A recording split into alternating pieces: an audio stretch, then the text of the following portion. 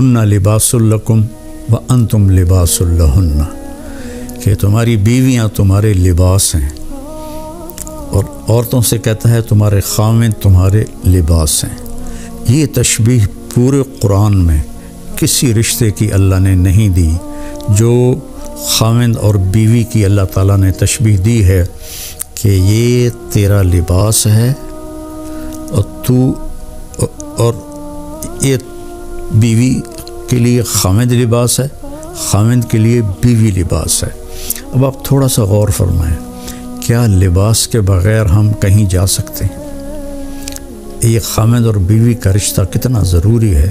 ہمارے ہاں تو ہندی معاشرہ ہے، کسی کی بیوی فوت ہو جائے تو اس کو لڑکی نہیں ملتی، اور کسی کا خاوند فوت ہو جائے تو اسے خاوند نہیں ملتا، کوئی بیوہ ہو جائے، مطلقہ ہو جائے، اس کا کوئی رشتہ نہیں پوچھتا، ایک آدھ بچہ ہو تو وہ بیچاری اسی کے ساتھ ہی گزار دیتی ہے، اس کا کوئی رشتہ مانگنے بھی نہیں آتا۔ میں چاٹ گیا تھا، وہاں میں نے معاشرت دیکھی کہ 8 بچوں کی ماں کو بھی طلاق ہو جائے تو عدت کے بعد فوراً اس کی شادی ہو جاتی، اور جو خاوند ہوتا ہے وہ 8 بچوں کو سنبھال لیتا ہے۔ حالانکہ غریب ملک ہے بالکل، اور یہاں سب کچھ ہے، لیکن کہیں کبھی کسی بیوہ کی شادی ہو، اس کے ساتھ بچے ہو تو کہیں جی اسی بچہ نہیں لینا، اسی بچی نہیں لینی۔ اللہ کے واسطے یہ ہندی معاشرت چھوڑو، اپنے نبی والی معاشرت اپناؤ۔ پہلی شادی میرے نبی نے بیوہ عورت سے کی ہے، اور سب مطلقہ ہیں یا بیوہ ہیں، ایک کنواری حضرت عائشہ بس۔ تو لباس کے لیے کیا ہے، ہم کتنی احتیاط سے رکھتے ہیں، خاص طور پر عورتیں اپنے لباس کا کتنا خیال کرتی ہیں، کیسے وہ ایسے لٹکا کے رکھتی ہیں کہ اس کی کریز خراب نہ ہو۔ مرد اپنے لباس کا کیسے خیال کرتے ہیں کہ اس کو لٹکا کے رکھتے ہیں، کریز خراب نہ ہو، پھر جب پہن لیتے ہیں ایسے ویسے دیکھتے ہیں میں کیسا لگ رہا ہوں۔ تو آپ کو کتنا ہی غصہ آیا ہو، کبھی آپ نے اپنا گریبان پھاڑا ہے؟ آپ اگلے کا گریبان پکڑو گے اور تیری ایسی تیسی، اپنا نہیں پکڑو گے۔ تو اگر آپ اپنی بیوی کو بے عزت کر رہے ہیں تو آپ نے اپنا کرتا پھاڑ دیا ہے۔ کوئی آپ کو عقل مند کہے گا؟ آپ اتنی حفاظت کرتے ہیں کہ کھانا کھانے سے پہلے اوپر رومال بچھاتے ہیں، ہوٹلوں میں بھی ملتا ہے، اب گھروں میں بھی ہوتا ہے، کہ تاکہ کھانے کے کوئی ذرات یا سالن کا کوئی قطرہ وہ کرتے پر پڑ نہ جائے۔ اتنی احتیاط کرتے ہیں۔ اتنی سی احتیاط آپ کر لیں اپنی بیوی کی اور بیوی اپنے خاوند کی، کہ ایک دوسرے کو برداشت کر لیں۔ جو اللہ کی قسم کھا کے کہتا ہوں، ضد چھوڑنے میں اور جھک جانے میں ساری کامیابیاں اور عزتیں چھپی ہوئی ہیں۔ میرے ساتھ اللہ نے شہرت کا عجب معاملہ کیا تو مجھے بہت مسائل کا سامنا کرنا پڑا، تو اللہ تعالیٰ نے مجھے ان 2 چیزوں کی توفیق عطا فرمائی۔ میں ضد کے آگے ہار مان جاتا تھا، پیچھے ہٹ جاتا تھا، اگلے کی پوری کر دیتا تھا، اور جتنا بھی مجھے اوپر کچھ ہوا میں سر نیچے جھکا کے رکھا۔ میں نے کبھی جواب نہیں دیا، کبھی ترکی بترکی جواب نہیں دیا، کبھی ضد کو ضد سے نہیں توڑا، اپنی ضد کو توڑ دیا اور اپنے آپ کو نیچے جھکا لیا۔ تو میرے مالک نے میرے اوپر کتنا کرم کیا، میں کیسے بیان کروں کہ میرے قیامت تک زندگی لے کر آؤں اور سجدے میں پڑا رہوں تو میں اللہ کی اس نعمت کا شکر ادا نہیں کر سکتا۔ آج میں آپ سے مخاطب ہوں اور اللہ میری بات کو پوری دنیا میں پھیلا رہا ہے۔ اللہ کے واسطے ضد چھوڑ دیں، اگلے کی ضد مان لیں، حتیٰ کہ بچہ بھی ضد کرے نا تو اس کی ضد مان لیں۔ مائیں اس کی پٹائی شروع کر دیتی ہیں، وہیں سے نفرت کے بیج آپ ان کے اندر بو دیتے ہیں۔ ایک جگہ میں تھا تو خواتین جمع تھی تو کہنے لگی مولانا ہمارے بچے ہم سے ڈرتے نہیں۔ میں نے کہا تو کیا تم ڈائن ہو جو تمہارے بچے تم سے ڈریں؟ تم ماں بنو، تم یہ سوال کرو کہ ہمارے بچے ہم سے پیار کریں، کیا کیا جائے؟ یہ بھی کوئی سوال ہے کہ ہمارے بچے ہم سے ڈرتے نہیں؟ ڈرانا نہیں ہے، قریب کرنا ہے۔ تو جھک جاؤ، آپ کا گھر آباد ہو جائے گا۔ اللہ کی قسم کھا کے کہتا ہوں آپ کے گھر میں خوشیاں رہیں گی۔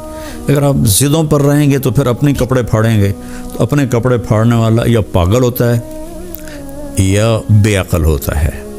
تو ایک تو تشبیہ یہ ہے جس میں اللہ تعالیٰ نے ہمیں اتنا خوبصورت سمجھایا ہے کہ ہن لباس لکم وانتم لباس لہن۔ پھر اس سے ایک اور مطلب بھی نکلتا ہے، جب ہم چھوٹے تھے ہماری مائیں ہمیں جو کپڑے پہناتی تھیں وہ ہم پہن لیتے تھے، جب ہم بڑے ہوئے تو ہم اپنی پسند کا کپڑا خود لینے لگے اور خود یا خریدا یا منگوایا اپنی پسند کا۔ تو اس میں یہ اشارہ ہے کہ بچہ جوان ہو تو ان کی پسند کا خیال ضرور کریں، ان کی پسند کا خیال ضرور کریں، ان پر اپنی مرضی مسلط نہ کریں۔ وہ اگر خوشی سے مان رہے ہیں شکر ہے اللہ کا، لیکن مثلا بیٹا کہہ دیتا ہے کہ اماں میں نے یہاں شادی نہیں کرنی، یہ بیٹی کہہ دیتی ہے اماں میں نے یہاں شادی نہیں کرنی، وہ اللہ کے واسطے ان کے اوپر زبردستی نہ کرو، جبر نہ کرو۔ یہ اللہ نے ان کو حق دیا ہے، لڑکی کو بھی لڑکے کو بھی اللہ نے حق دیا ہے کہ وہ انکار کر دے۔ اس کو لڑائی نہ بناؤ، اس کو نافرمانی نہ سمجھو بچوں کی، یہ بچے اور بچی کا حق ہے، تو ماں باپ اس کی رعایت کریں، زبردستی کی شادیاں نہ کریں، بہت تباہی مچتی ہے، بہت تباہی مچتی ہے۔ عمر گزر گئی ان کے بھیانک انجام دیکھتے ہوئے، جہاں ماں باپ نے ٹھونس دیا لڑکی پر کہ ایتھے ہی کرنی ہے، یا بیٹے پر ٹھونس دیا ایتھے ہی کرنی ہے نہیں تو گھروں نکل جا۔ یہ اس قسم کی فضول باتیں، یا ہم نے تو بس ارائیوں میں کرنی ہے، ہم نے تو جٹوں میں کرنی ہے، ہم نے تو راجپوتوں میں کرنی ہے۔ میرے نبی کا فرمان ہے نیک دیکھو، نیک ہو، صالح ہو، اچھے اخلاق والا ہو، جس قوم کا بھی ہو رشتہ جوڑ دو۔ میرے نبی نے اپنی ایک بیٹی اپنے گھرانے میں دی حضرت علی علیہ السلام کو، باقی تینوں بیٹیاں آپ نے اپنے خاندان سے باہر دی ہیں۔ حضرت عثمان کو جو بنو امیہ میں سے تھے 2 بیٹیاں ان کو دی، ابو العاص کو بڑی بیٹی حضرت زینب دی۔ تو رشتوں میں اس بات کا خیال رکھیں کہ بچوں کی رائے کا خیال رکھا جائے۔ بات لمبی ہو رہی ہے لیکن ضروری ہے۔ حضرت علی رضی اللہ تعالیٰ عنہ علیہ السلام تشریف لائے حضرت فاطمہ کا رشتہ مانگنے، اور جبریل پہلے آ گئے تھے کہ یا رسول اللہ نے علی اور فاطمہ کا رشتہ طے کر دیا ہے۔ تو جب آ کر بیٹھے تو شرمندگی سے بول نہ سکے، تو آپ نے خود فرمایا علی کیسے آئے؟ وہ خاموش۔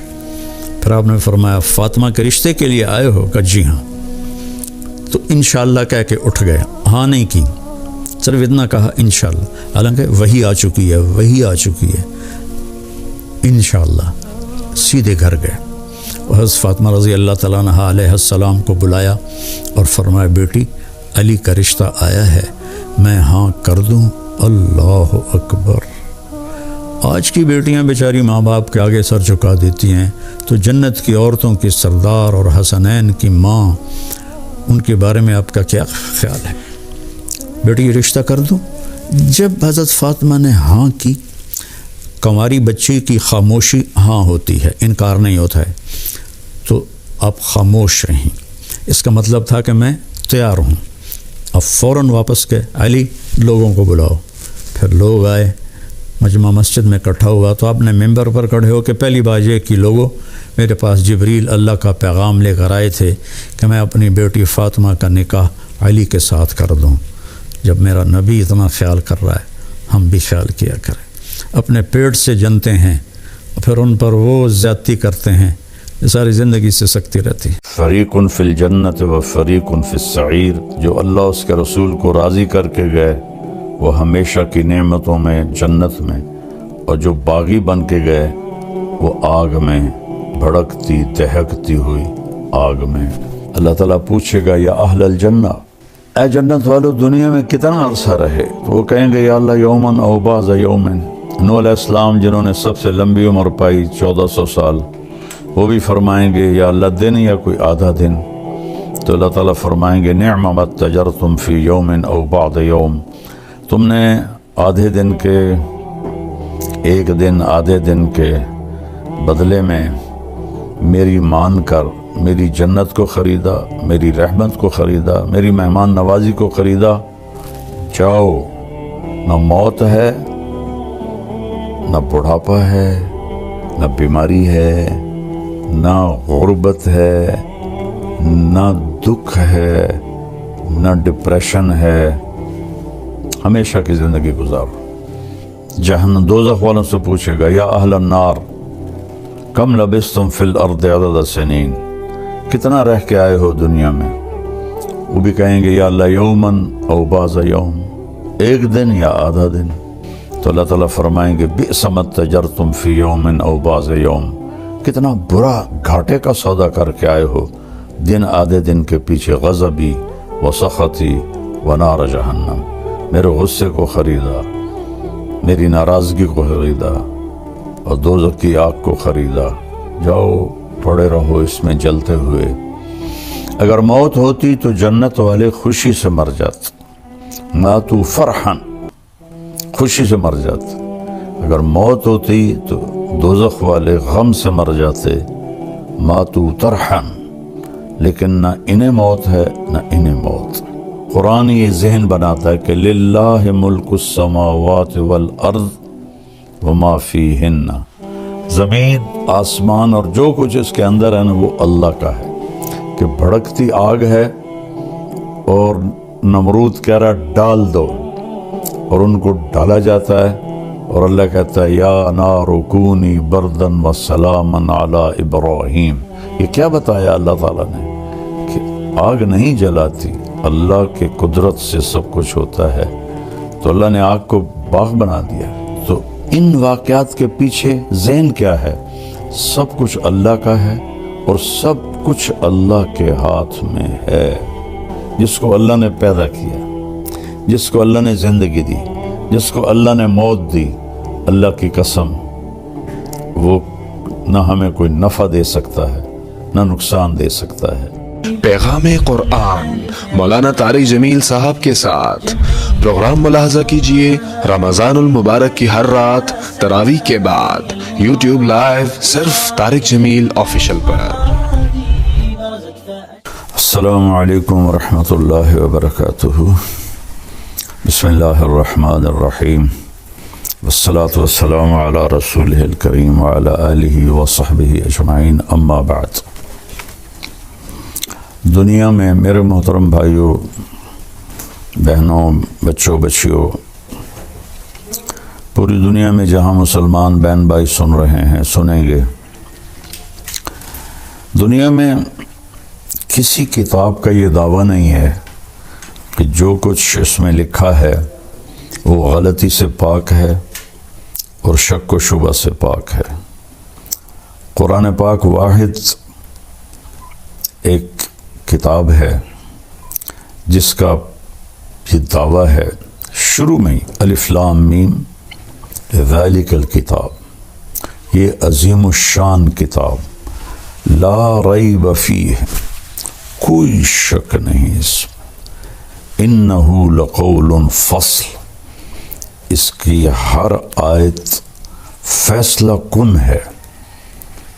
میں آج ایک بولتا ہوں، کل میں خود ہی اس کی تردید کر کے کوئی اور بات کہہ دیتا ہوں، کچھ عرصے بعد میری رائے تبدیل ہو جاتی ہے، پھر میں کچھ اور کہہ دیتا ہوں۔ جیسے ہمارے سائنسدان ہیں، ہر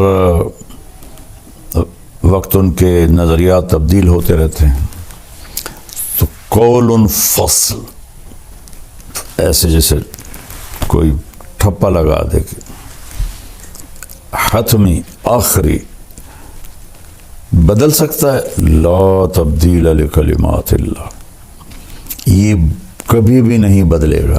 کوئی اسے بدل سکتا ہے؟ لا مبدل لکلماتہ، کوئی اور بھی اسے نہیں بدل سکتا۔ غیر مسلموں کا بھی دعویٰ ہے، اور بعض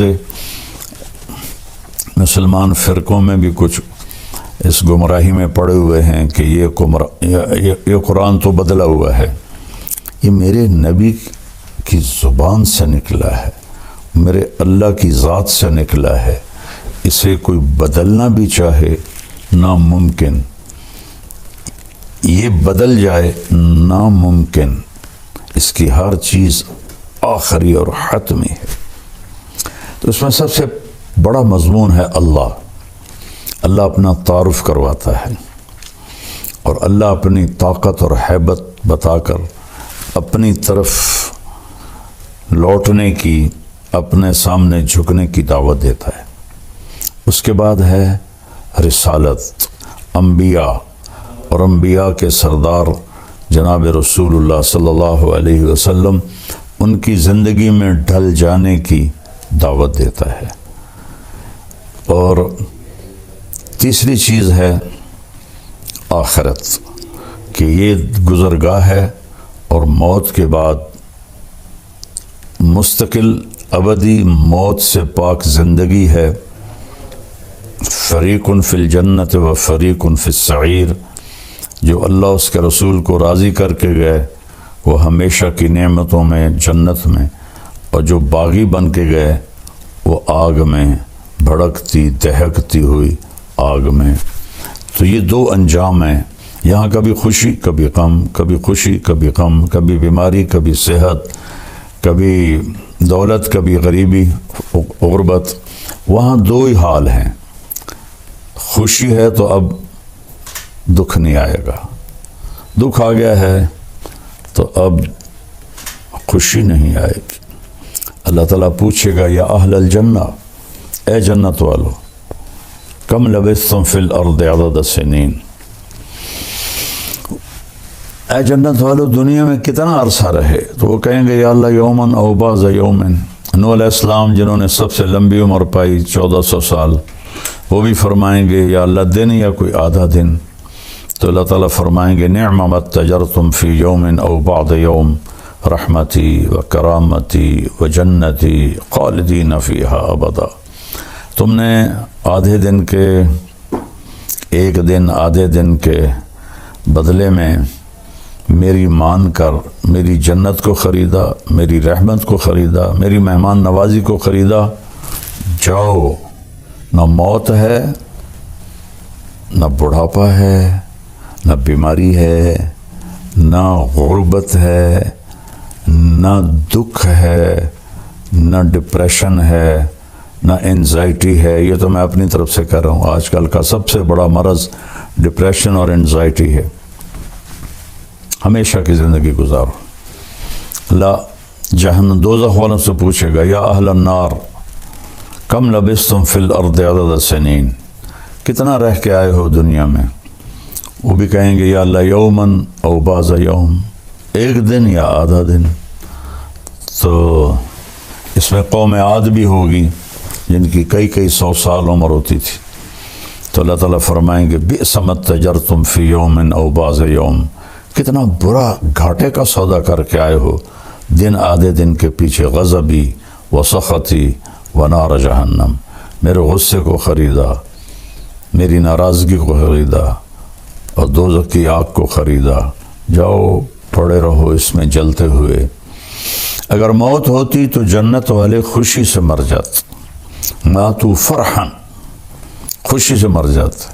اگر موت ہوتی تو دوزخ والے غم سے مر جاتے، ماتوا طرحا، لیکن نہ انہیں موت ہے نہ انہیں موت۔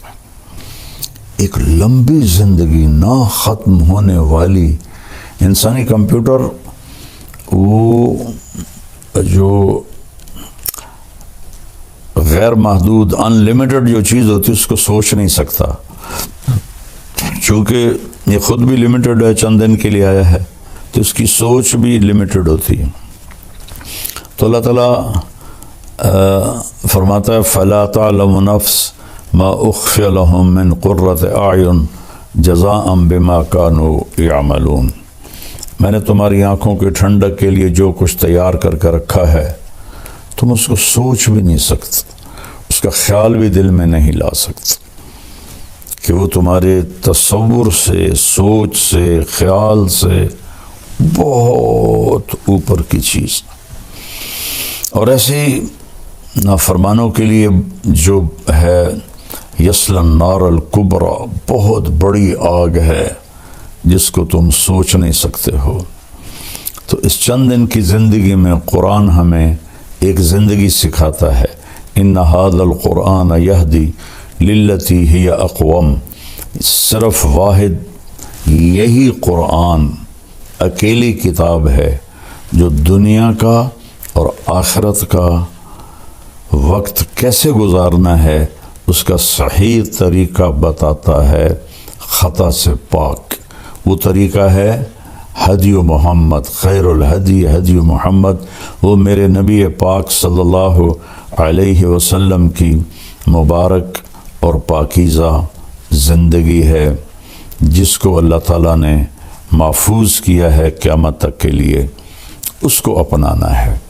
اور یہ سودا ہے کہ وہ کریں جو اللہ کہتا ہے، وہ نہ کریں جو لوگ کہتے ہیں یا میں کہتا ہوں، کہ کائنات اللہ کے قبضے میں ہے۔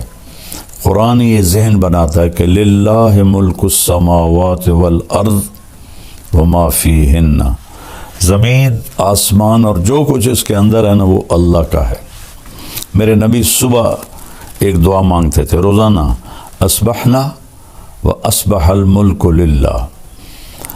صبح ہوئی اور سارے ملک نے صبح کی، والکبریاء والعظمت للہ، عظمتیں، بڑائی، طاقت، دبدبہ، روب، شہنشاہی صرف اللہ کی۔ الخلق والامر واللیل والنہار وما سکن فیہما للہ وحدہ، ساری مخلوق، ساری طاقت، ہر موسم کے دن، ہر موسم کی راتیں، اور جو کچھ ان کے درمیان ہے سب اللہ کا ہے، للہ وحدہ، سب اللہ کا ہے، کسی کا نہیں ہے۔ ما یملکون من قطمیر، سبحان اللہ۔ اللہ تعالیٰ کہتا ہے کہ ابھی تو آج کل افطاری کے دن ہیں، تو جب ہم کھجور کھاتے ہیں یا ایسے چیرتے ہیں تو گٹھلی کے اوپر ایک چھلکا ہوتا ہے باریک سا، اس کو قطمیر کہتے ہیں۔ تو ساری مخلوق اللہ کے سوا اس قطمیر کے بھی مالک نہیں، اس کھجور کے چھلکے کی۔ تو کسی کی زندگی موت کے مالک، کسی کی عزت ذلت کے مالک، کسی کے رزق دینے نہ دینے کے مالک، یہ کیسے ہو سکتے ہیں؟ انسان اللہ کے سامنے جھکا ہوا ہو، اسی کے آگے ہاتھ پھیلا رہا ہو، لیکن جب ہم اللہ سے مانگتے ہیں تو کھل کے سب کے سامنے ایسے ہاتھ اٹھا کے مانگ رہے ہوتے ہیں، اور دیکھنے والا بھی آپ کے اس کے دل میں آپ کی عزت بڑھتی ہے۔ ایک دفعہ ہارون رشید بیت اللہ کا طواف کر رہا تھا اور دنیا کا سب سے بڑا بادشاہ تھا، اور اس نے ایسے ہاتھ اٹھائے ہوئے تھے اوپر آسمان کی طرف اور اللہ سے دعا کر رہا تھا۔ تو سفیان ثوری رحمہ اللہ فرمانے لگے، انظروا الی جبار الارض کیف یتضرع الی جبار السماوات والارض، اس دنیا کے طاقتور کو دیکھو کیسے زمین آسمان کے شہنشاہ اور زمین آسمان کے طاقتور کے آگے ہاتھ پھیلا رہا ہے اور دعا مانگ رہا ہے۔ تو کلکم سائل الا من اعطیتہ فاسألونی اعطکم، اللہ تعالیٰ فرماتا ہے تم سارے مانگنے والے ہو اور میں دینے والا ہوں، مجھ سے مانگو میں دوں گا، وہ کسی اور سے نہ مانگو۔ ہمارے بر صغیر میں اتنی جہالت ہے کہ خون کے آنسو آنکھیں روتی ہیں۔ انسانوں سے مانگ رہے ہیں، اولیاء کرام جو دنیا سے چلے گئے، بزرگان دین ائمہ کرام جو دنیا سے چلے گئے، ان سے مانگ رہے ہیں، اور آج کل کے جو بناوٹی پیر تو زیادہ ہیں ان سے مانگ رہے ہیں، ان کو انداتا سمجھتے ہیں۔ اللہ سے مانگ، کلکم سائل الا من آتیتہ فاسألونی، کلکم فقراء الا من اغنیتہ فاستغنونی، اغنکم فاسألونی اعطکم، او میرے بندو تم سب فقیر ہو اور میں شہنشاہ ہوں، میں جس کو چاہوں گا دوں گا، مجھ سے مانگو میں تمہیں عطا کروں گا۔ تو قرآن ایک ذہن بناتا ہے کہ سب کچھ میرے رب کا ہے، اور واقعات قرآن بھی اسی طرف لے جاتے ہیں کہ بھڑکتی آگ ہے اور نمرود کہہ رہا ڈال دو، اور ان کو ڈالا جاتا ہے، اور اللہ کہتا ہے یا نار کونی بردن و سلاما علی ابراہیم۔ یہ کیا بتایا اللہ تعالیٰ نے کہ آگ نہیں جلاتی، اللہ کے قدرت سے سب کچھ ہوتا ہے، تو اللہ نے آگ کو باغ بنا دیا۔ نمرود نے کہا انا احیی و امیت، میں بھی زندہ کرتا ہوں اور میں بھی موت دیتا ہوں۔ ایک بے گناہ کو قتل کر دیا، ایک قاتل کو چھوڑ دیا، تو ابراہیم علیہ السلام نے فرمایا فَإِنَّ اللَّهَ يَأْتِي بِالشَّمْسِ مِنَ الْمَشْرِقِ فَأْتِ بِهَا مِنَ الْمَغْرِبِ فَبُهِتَ الَّذِي كَفَرَ۔ تو ابراہیم علیہ السلام نے فرمایا اچھا ایسا کر، میرا رب سورج کو مشرق سے نکالتا ہے، تو مغرب سے نکال کے دکھا دے۔ تو اللہ تعالیٰ فرماتے ہیں وہ کافر وہیں لاجواب چپ اور حیران ہو کے رہ گیا۔ اللہ تعالیٰ نے بنو اسرائیل کو سزا دی، اور ایک بادشاہ تھا عراق کا بخت نصر، اس کو بھیجا تو اس نے سارے فلسطین کو ذبح کر دیا، لاشیں پڑے تھے۔ تو عزیر علیہ السلام اپنے گدھے پر جا رہے تھے، وہاں سے گزر ہوا تو ان کے دل میں ہے انا یحیی ہذہ اللہ بعد موتہا، ان سب کو کون زندہ کرے گا مرنے کے بعد، اور یہ بستی کیسے آباد ہوگی تباہ ہونے کے بعد۔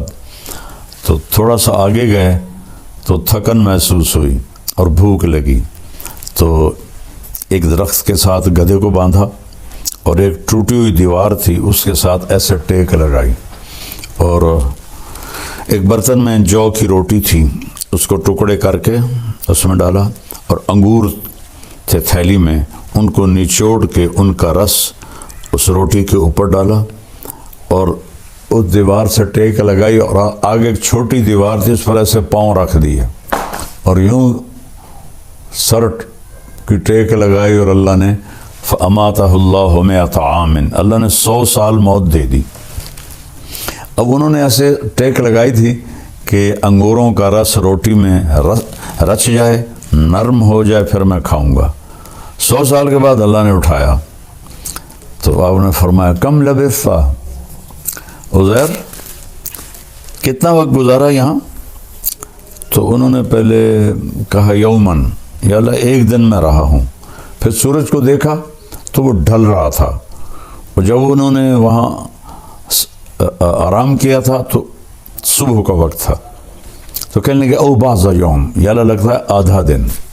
تو اللہ نے فرمایا بل لبثت 100 عام، تو 100 سال یہاں رہا ہے۔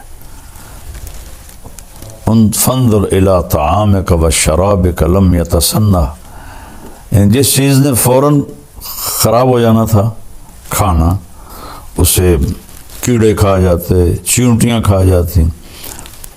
پانی تھا ایک چمڑے کے مشکیزے میں، وہ خشک ہو جاتا، بدبودار ہو جاتا، تو آپ نے کہا کھانا دیکھ پانی دیکھ، ذرا تبدیلی نہیں۔ انظر الی حمارک، گدھے کو دیکھ کدھر ہے؟ کہ وہ تجھی وہ ہڈیاں پڑی ہیں۔ کہا دیکھا اب میں کیا کرتا ہوں۔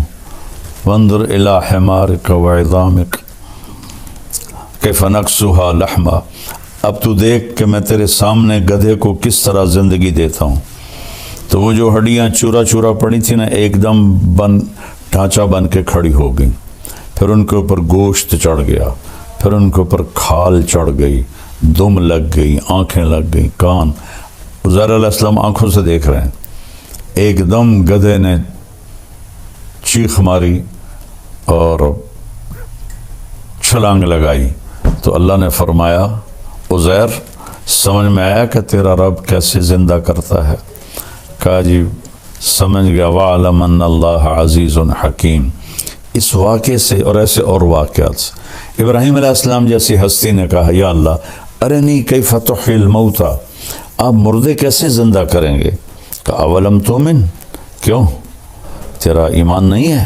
کہا بلا ہے، ولکن لیطمئن قلبی، دیکھنا چاہتا ہوں تاکہ مجھے اطمینان ہو جائے۔ قال فخذ 4 من الطیر، کہ 4 پرندے لے لے، فصرہن الیک، انہیں اپنے ساتھ مانوس کر لے، ثم جعل علی کل جبل منہن جزءا، پھر ان کو ذبح کر اور ان کا قیمہ بنا دے 4 کا، اور 4 پہاڑوں کی چوٹیوں پر ان کو رکھ لے، سریاں ہاتھ میں رکھ لے، ثم ادعوہن، پھر تم ان کو بلا، یاتینک سعیا، تو دیکھے گا کہ وہ آئیں گے۔ کیسے؟ میں بتاتا ہوں۔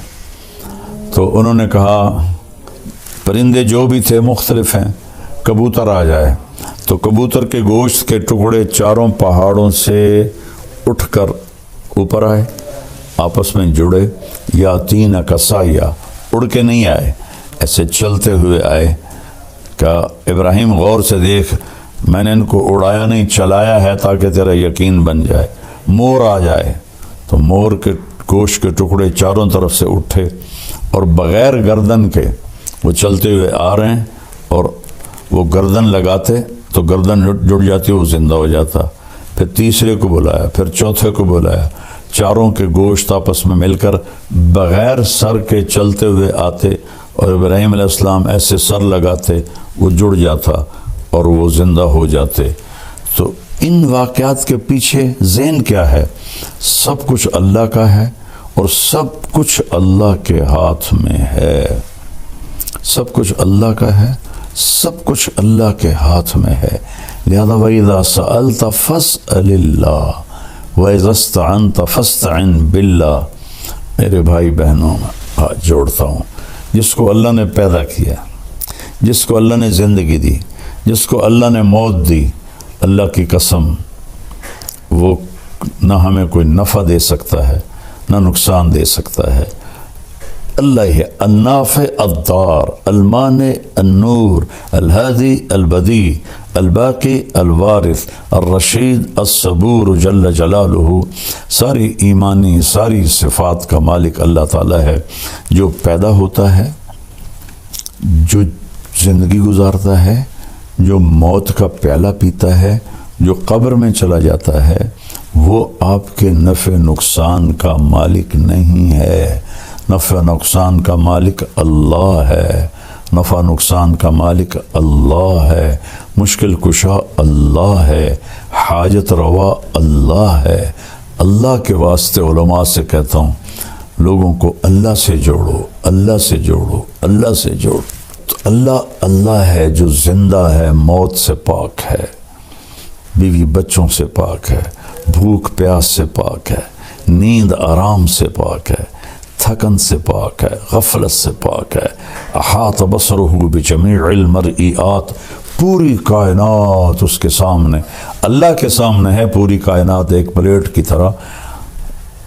کسی پیر فقیر بزرگ امام کے سامنے نہیں ہے، نبی کے سامنے نہیں ہے، تو بعد والوں کے سامنے کیسے ہو؟ اللہ کے واسطے میری بات دیوار پہ مار دو، قرآن پڑھ لو، اللہ کے واسطے قرآن پڑھ لو۔ قرآن پڑھو گے تو تمہارے سامنے کھل کے بات آئے گی کہ اللہ کیا کہہ رہا ہے اور اللہ کیا فرما رہا ہے اور کیا سمجھا رہا ہے۔ لا یملکون لانفسہم ضرا ولا نفعا ولا موتا ولا حیاتا ولا نشورا۔ اللہ تعالیٰ مخلوق صرف بت نہیں، ساری مخلوق، وہم یخلقون، جو بھی پیدا کیا گیا ہے، نہ موت کا مالک، نہ زندگی کا مالک، نہ موت کے بعد اٹھنے کا مالک، نہ نفع کا مالک، نہ نقصان کا مالک۔ 5 چیزوں کی نفع کی ہے۔ نفع کا مالک اللہ، نقصان دینے والا اللہ، زندگی کا مالک اللہ، موت کا مالک اللہ، موت سے اٹھانے کی طاقت اللہ، باقی سب مخلوق ہیں۔ یہ لا الہ الا اللہ، لا، جو لا کہا وہ لا ہوا، وہ لا بھی اس میں لا ہوا، جز لا ہوا، کل لا ہوا، پھر کیا ہوا؟ اللہ ہوا، اللہ ہوا، اللہ نور السماوات والارض۔ یہ لا الہ الا اللہ جیسے قرآن نے بیان کیا ہے ویسے سیکھو لا الہ الا اللہ۔ ایسا نہ ہو کہ ہم انہی چیزوں میں الجھ کے مریں تو پھر شرمندگی کا سامنا کرنا پڑے۔ اپنے اللہ کو پہچانو، شارک سے زیادہ قریب ہے، دل سے پکارو، سنتا ہے، زور سے پکارو سنتا ہے، جس زبان میں پکارو سنتا ہے، چیونٹی پکارے سنتا ہے، مچھلی پکارے سنتا ہے، سانپ پکارے سنتا ہے، بھیڑیا پکارے سنتا ہے، پتنگا پکارے سنتا ہے، مکھی پکارے سنتا ہے، انسان پکارے سنتا ہے، گونگا پکارے سنتا ہے، ہر ایک کی سننے والا صرف اللہ ہے اور وہی مدد کو آتا ہے۔ ان ینصرکم اللہ فلا غالب لکم، میں مدد کروں تو تم پہ کوئی غالب نہیں آ سکتا۔ میرے بھائی بہنوں، کلمہ سیکھو، اللہ کے واسطے کلمہ سیکھو۔ میں نے ایسی غفلت پوری دنیا میں نہیں دیکھی جیسے ہندوستان پاکستان میں دیکھی ہے کہ اللہ کے نیک بندوں کو خدائی تک پہنچا دیا، نبیوں کو خدائی تک پہنچا دیا۔